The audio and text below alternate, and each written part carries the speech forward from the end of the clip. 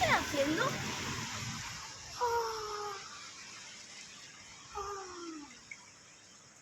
Estoy bostezando, ¿verdad?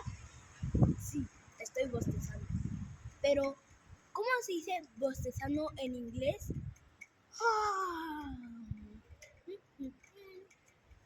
Yawning. Yawning. I am yawning. Estoy bostezando.